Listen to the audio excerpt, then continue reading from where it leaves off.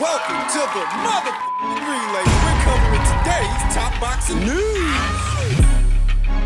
Okay, we'll start with this. Ahead of his upcoming fight this weekend with Sergey Derevyanchenko, Jaime Munguia is hoping for a David Benavidez clash later this year. David Benavidez, whose name is attached to two fights, or at least it has been, a Canelo fight that seemingly is now off the table, and a David Morrell fight in October. Jaime wants to fight him. If things are well, I want big names like Charlo and David Benavidez, Gennady Golovkin would be a huge fight to end the year, said Munguia to FightHype.com. David Benavidez is supposed to be fighting David Morrell in October. Charlo, he hasn't fought in 2 years. I hardly think he's going to fight Jaime Munguia in his next fight. The future is unclear for former unified middleweight champion Gennady Golovkin, who vacated his remaining titles, his WBA and IBF titles. He seems like the most viable option for Jaime later on this year, but that's provided that he doesn't retire. And we don't know if he's going to retire. He might. Jaime is successful this weekend. They will share a common opponent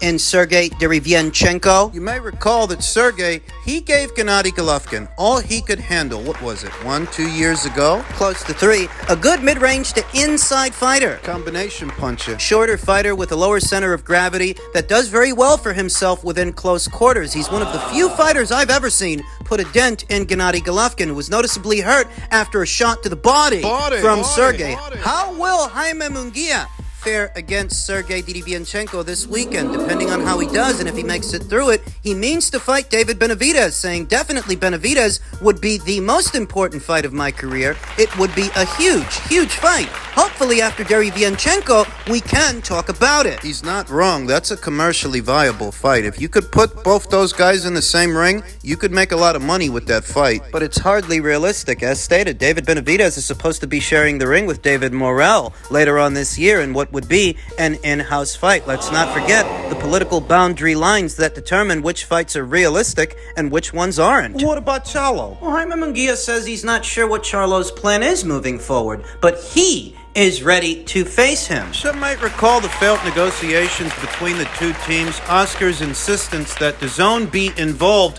with the fight, even though the offer itself came from Showtime. The offer to do the fight, and Oscar withdrew Jaime from those negotiations on the premise that unless DAZN was involved, he wasn't going to do it. He wasn't going to go through with it. Jaime Munguia himself said, "We have always pursued high-profile fighters like Golovkin and Charlo, and those fights haven't materialized due to circumstances that are out of our control," said Munguia at a recent media workout at his training camp in Big Bear, California. Charlo hasn't fought in 2.5 years and is still considered the world champion. I am not sure what his plan is moving forward, but I am ready to face him if he wants to get in the ring with me. For Golovkin, we reached out to fight him for this fight, and he didn't return. I think he may be enjoying a vacation. It's the most realistic option for Jaime. Charlo has a mandatory challenger already waiting in the queue in Carlos Adames. The WBC themselves have expressed interest in allowing Jermal to fight Jaime Munguia, but that would alienate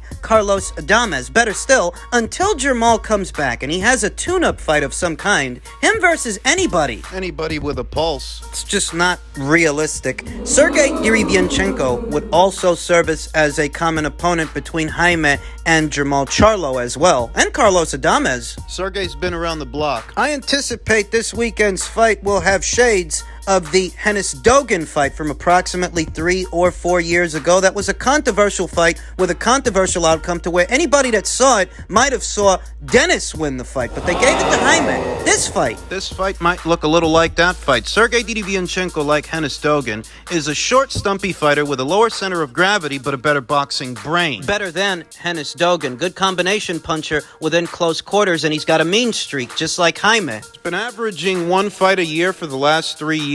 And he's been in a bad way for most of it. The loss to Jermal Charlo, the subsequent loss to Carlos Adames. He only recently got back in the winner's bracket in July of last year. What the hell do you mean recently? July? That's 11 months ago. 11 months ago when he fought Joshua Conley, won a points decision. Before that, he was on a 3-fight losing streak, losing to Golovkin, then Charlo, then Adames. Be facing Jaime Munguia this weekend, and in truth, I think he's still got some of the minerals, some of what it takes to give Jaime Munguia a rough night and a hard fight because he's a very short puncher, a short combination puncher within close quarters. And Jaime Munguia himself, he's a close quarters fighter, a pressure fighter. Neither one of these two guys is all that defensively minded. They like to trade. But in close quarters, that favors the shorter fighter with the shorter arms who can string punches together a little faster than a tall guy with long arms, like Jaime. Tall guy like Jaime. He's got height on Sergey Derevyanchenko and length and youth, but he's not the model for defensive wizardry. I think there were going to be shades of the Hennis-Dogan fight in this one. But if I'm going with Jaime Munguia to win, it's because of the Hennis-Dogan fight. It's because Sergey Derevyanchenko could go out there and earn a decision, but that doesn't mean Golden Boy is going to let him. Let him leave with it. Not suggesting that today's Jaime Munguia can't beat Sergey legitimately. He can. He's a younger, fresher, and bigger fighter that's explosive in his own right. He can win. He doesn't have to rob Sergey. He's a strong puncher, too. It doesn't have to be a robbery. I'm just telling you, in the event that it's a close fight, Sergey's not going to get the nod. You kidding me? Sergey would have to go out there and knock out Jaime Munguia, then beat him with a chair. Because he's not getting a decision. And what promises to be an all-action shootout, an action-packed fight that I don't think will disappoint, Jaime Munguia is the logical choice, by hook or by crook. I've got Jaime. What he ends up doing after that is a mystery. I don't think he gets a Benavidez fight or a Charlo fight, but maybe revisiting a Golovkin fight. If Gennady doesn't retire, that's his most viable option. Men's super middleweight news, the ongoing Canelo-Alvarez saga. Canelo in Saudi. Promoter Eddie Hearn reveals shock discussions with Prince Khaled about unexpected option for Mexican star's next fight. My previous video, we talked about how Samson Lukowicz, after only a week, withdrew his offer to Canelo Alvarez. Just like that, Canelo's got another. Canelo Alvarez's promoter, Eddie Hearn, has revealed to Boxing King Media that the Mexican star could face Swedish three-weight champion Badou Jack, who won the WBC cruiserweight title in February in his very next fight. Hearn revealed that discussions have taken place with Prince Khaled to potentially stage the fight in Saudi Arabia. The British promoter is open to making the bout, which could see boxing's biggest star win a world title in his fifth weight class. Yes, I spoke to Prince Khaled about that fight. I like that fight because I think Badou Jack was a super middleweight, you know, Hearn told Boxing King Media. I don't know Eddie Reynoso is rushing around that fight, but I think it might have some legs. Yesterday, Samson Lukowicz, the promoter of former two-time WBC super middleweight champion and current interim world champion David Benavidez, confirmed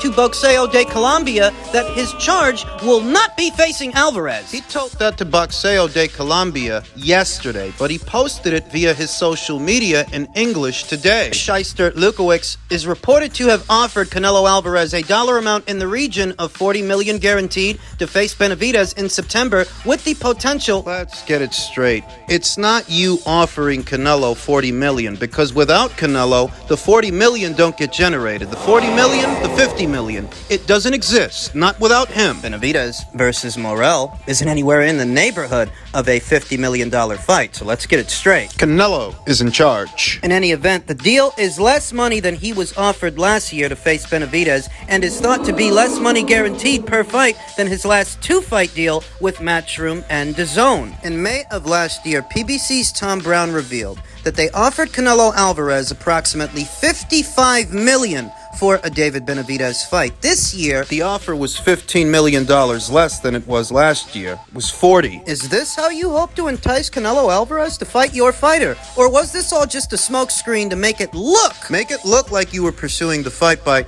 offering him less money than he made last year, offering him less money than he's making on DAZN, and then withdrawing the offer after less than a week. Looks like a smokescreen to me. Skills Challenge Entertainment, on behalf of the Kingdom of Saudi Arabia, have made some major moves in boxing in recent years, including 2 Anthony Joshua fights. They hope to continue the run of major events. Bringing the face of boxing to the Kingdom would be another major box ticked for the Saudis, especially in terms of interest and exposure to the Kingdom from the American audience. Badou Jack, is aligned with the organization. Skills Challenge signed unified heavyweight champion Ukraine's Oleksandr Usyk last week and hopes to deliver a blockbuster heavyweight doubleheader in December with Joshua versus Wilder and Fury versus Usyk on the same card. The teams of Wilder and Joshua have spoken positively about their clash. Usyk confirmed the undisputed fight with Fury is the the aim of signing with Skills Challenge, and now it seems Tyson Fury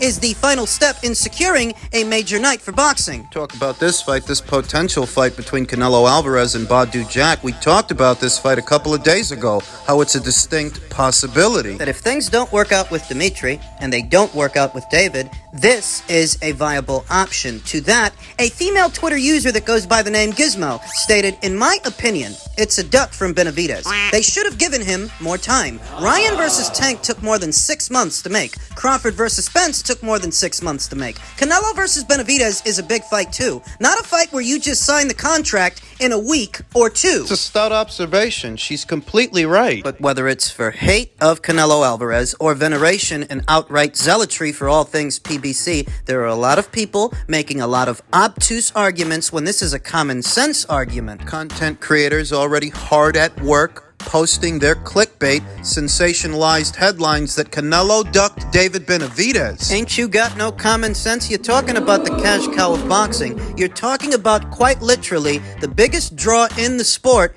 in this country, and you're giving him less than a week. Less than a week to respond. A Twitter user that goes by the name That Boy D Jack stated, "If you only give a week's notice to the face of boxing, you're not really trying to fight in September. B-sides don't run shit like that." Another stout observation. Fights like this take many weeks and many months to make. I mean, they do. Even when both sides are seeing eye to eye, it still takes more than a week. More than a week's time to get a fight over the line. And it seems to me like Samson Lukowicz was in a hurry to withdraw that offer. Because it's not a real offer. It's a smokescreen. And most anyone with at least 2 functioning brain cells can see that, can see through that smokescreen. You're giving the A side less than a week. Or you're moving on. And you've already stated more than once that the David Morrell fight is a done deal. It's already signed. So if that fight was already signed, how is your offer to Canelo legitimate? It isn't. It's a smokescreen. It's a faux offer. It's for less money this year than what he was offered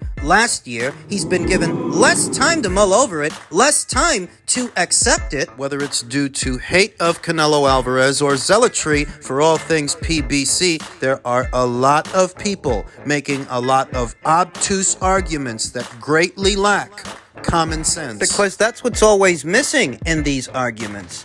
Basic common sense. If Canelo Alvarez is the fight that you really have your heart set on, if that's the fight that you really want, why would you withdraw your offer so abruptly, like you're the only option he's got on the table? Just like that, he's got another option worth a fuck ton of money. Kingdom of Saudi Arabia is prepared to offer Canelo a fuck ton of money to fight Badou Jack there. The problem I see is that too many of these B-sides, especially the ones on the PBC side, they think they're indispensable for some reason. If you don't fight Canelo, what's your alternative? Another box office fight? Another pay-per-view that doesn't sell? You think you're going to break records with David Morrell? That rhymed. A little-known Cuban fighter who's a good fighter, a very good fighter, but less known than Caleb Plant. And you didn't break the bank with Caleb Plant, so what the hell are you going to bring in with David Morrell? Nothing. Fighting him is the reason you so abruptly took that offer off the table for Canelo. Less than a week. You can do what you want, but you don't fool me. That proposal is seeming less and less like a legitimate proposal for a fight and more like a smokescreen to cultivate public support. Go on, fight Morrell. See how many people buy that shit. Canelo Alvarez takes up the Kingdom of Saudi Arabia up on their offer and actually fights Badou Jack in that region of the world. That's going to be a very big fight worth a lot of money